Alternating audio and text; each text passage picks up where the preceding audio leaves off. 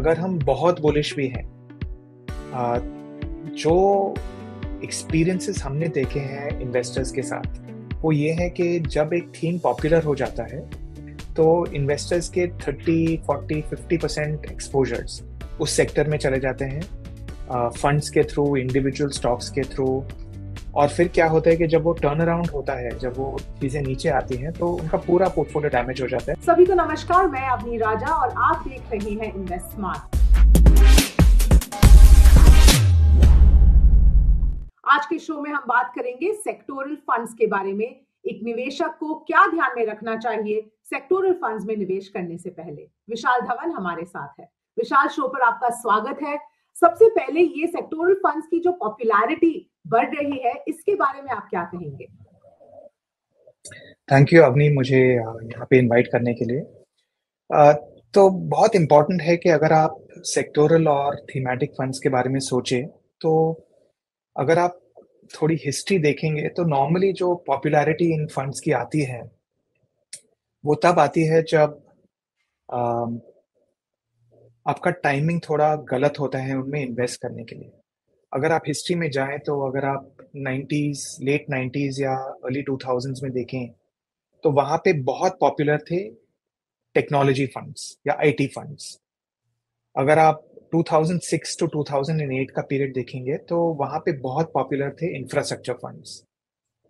अगर आप actually investor का आउटकम देखें वहां से इन्वेस्ट करने के बाद, तो उनका एक्सपीरियंस बहुत ही खराब था। बहुत सारे इन्वेस्टर्स उस पीरियड में एक्चुअली लॉस के साथ गए थे बाहर। और जो लोग इन्वेस्ट अपना पैसा निकालना भूल गए थे, वही वो इन्वेस्टर्स हैं जो एक्चुअली उस साइकिल को राइड कर सकते थे। क्योंकि जो भी अवेयर इन्वेस्टर था, उन्होंने तो उस पीरियड में कभी ना कभी सिग्निफिकेंट लॉस पे अपने पैसे ऑलरेडी निकाल लिए थे। तो जो सबसे इम्पोर्टेंट चीज है कि पॉपुलैरिटी ऑफ सेक्टरल और थीमेटिक फंड्स से हमें एक्चुअली थोड़ा बचना चाहिए, रादर देन उससे और एनकरेज या प्रेरित होना चाहिए।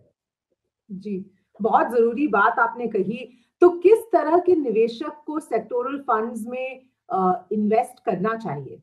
एक जो है कि जो इन्वेस्टर है उसे वेरी क्लियरली ये पता होना चाहिए कि जो रिस्क सेक्टोरल और थीमेटिक फंड्स में है, ये बाकी जो डाइवर्सिफाइड फंड्स हैं, flexi cap, multi cap, large cap, उनमें से इसमें बहुत ज़्यादा रिस्क है कंपैरेटिवली। क्योंकि क्या होता है कि उन फंड्स में जो फंड मैनेजर है वो सेक्टर्स चूज कर रहा है, वो सेक्टर का आउटलुक देखता है, वो अकॉर्डिंगली उस सेक्टर में कौन से स्टॉक्स या कंपनीज अच्छा कर रहे हैं उसके बेसिस पे सिलेक्शन होती है।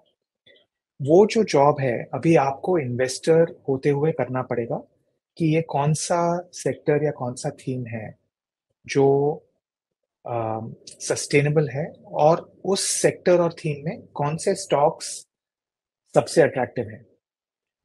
तो इसका जो रिस्पॉन्सिबिलिटी है वो इन्वेस्टर पे बहुत ज्यादा बढ़ जाता है। और इसकी वजह से आपके पास टाइमिंग के रिस्क बहुत ज्यादा बढ़ जाते हैं, क्योंकि जब आप सेक्टर्स या थीम्स को देखेंगे तो उनका जो पॉपुलैरिटी है वो दो रीजन से बढ़ता है नॉर्मली। एक तो जो आपकी हेडलाइन न्यूज होती है न्यूज़पेपर्स में इकोनॉमी के बारे में, तो जो भी वो वेरिएबल्स हैं वो डिसाइड करते हैं। और दूसरी जो आपकी इम्पोर्टेंट चीज़ है कि अगर आप पास्ट रिटर्न्स देखते हैं तो आप सडनली देखते हैं कि एक सेक्टर या एक थीम बाकी सब मार्केट से ज़्यादा कर रहा है और ज़्यादा अच्छा कर रहे हैं। तो नॉर्मल टेंडेंसी है कि आप अपना पैसा उस तरफ जाएंगे और ले जाएंगे, और उसके प्रोसेस में आपको ज़्यादा रिस्क हो जाता है। क्योंकि क्या है कि आप टाइमिंग फिर से गलत क्रिएट कर सकते हैं।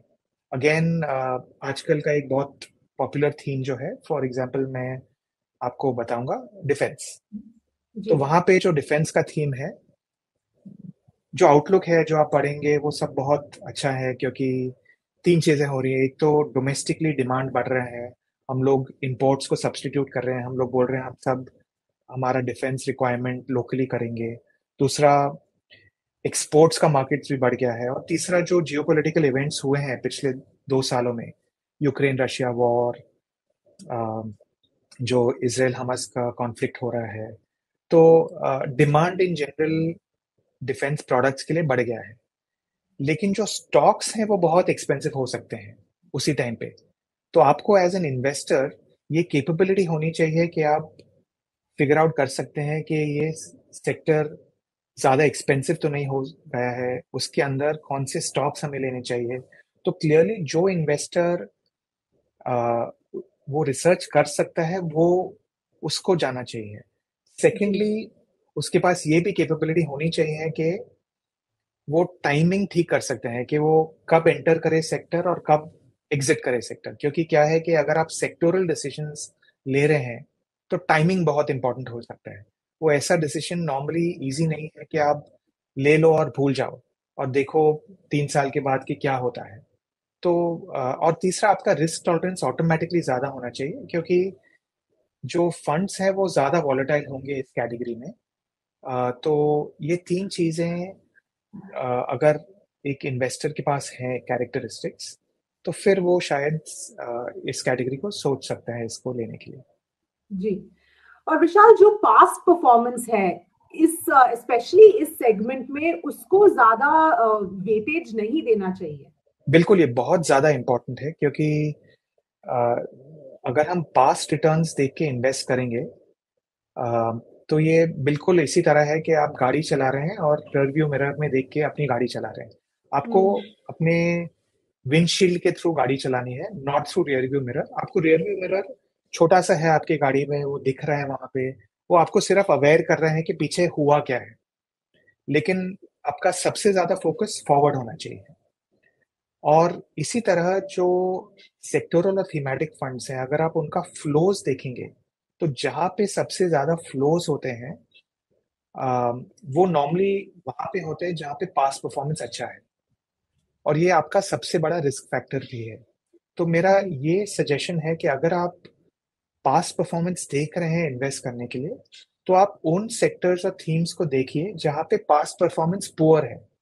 वो आपको शायद एक ज्यादा इंडिकेटर देगा कि स्टॉक्स उस सेक्टर में अ, लोग अनइंटरेस्टेड हैं, कुछ वजह होगी, क्या वजह है, क्या टर्न अराउंड हो सकता है वो उस सेक्टर में जहां जिसकी वजह से ये स्टॉक्स एक्चुअली अच्छा कर सकते हैं। तो पास्ट परफॉर्मेंस अगर देखना है तो अंडर परफॉर्मेंस का ज्यादा देखिए, आउट परफॉर्मेंस का कम देखिए, सेक्टरल और थीमेटिक फंड्स जब आप सिलेक्ट कर रहे हैं तो। जी। तो दूसरा सवाल ये भी उठता है कि अगर किसी को सेक्टोरल फंड्स में निवेश करना ही है, तो क्या वो स्टैगर्ड अप्रोच अपनाए या एसआईपी के माध्यम से, या फिर लमसम इन्वेस्ट करें। सबसे इम्पोर्टेंट चीज जो है, अगर आप थीमेटिक और सेक्टरल फंड्स लेने का डिसीजन कर चुके हैं, कि आप डिसाइड करें कि आपके इक्विटी पोर्टफोलियो में उसका वेटेज कितना होगा। क्योंकि क्या है कि ज्यादा अटेंशन उस पे नहीं नॉर्मली दिया जाता है। एक चीज आपको याद रखनी पड़ेगी कि आपके पोर्टफोलियो में ऑलरेडी वो सेक्टर या थीम हो सकती है, क्योंकि आपके कोई अदर फंड्स जो हैं वो भी वही सेक्टर या वही थीम में इन्वेस्ट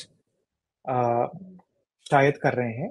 अमाउंट कितना कर रहे हैं, वो 2%, 5%, 15%, वो आपको रिसर्च करना पड़ेगा। दूसरी चीज ये है कि जब आप ऐसे इन्वेस्टमेंट कर रहे हैं, तो रिस्क मैनेजमेंट के बतौर आपको शायद डिसाइड करना पड़ेगा कि सबसे ज्यादा हम सेक्टरल एलोकेशन कितना करेंगे। अगर हम बहुत बुलिश भी हैं, आ, जो एक्सपीरियंसेस हमने देखे हैं इन्वेस्टर्स के साथ, वो ये है कि जब एक थीम पॉपुलर हो जाता है, तो इन्वेस्टर्स के 30, 40, 50% एक्सपोजर्स उस सेक्टर में चले जाते हैं, फंड्स के थ्रू, इंडिविजुअल स्टॉक्स के थ्रू।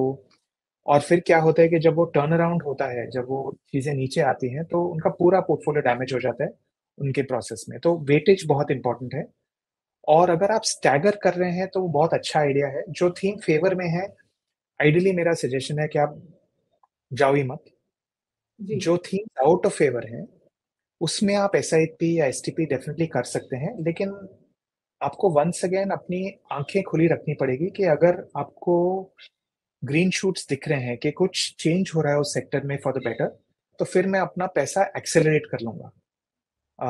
ताकि वो जल्दी चला जाएगा, क्योंकि सेक्टोरल और थीमेटिक जो बेट्स हैं वो थोड़ा ज्यादा मार्केट टाइमिंग पे डिपेंडेंट है as compared to long term equity investing, जहाँ पे आप एसआईपी विदाउट वरिंग मार्केट ऊपर है नीचे है, आप अपना डिसीजन ले सकते हैं।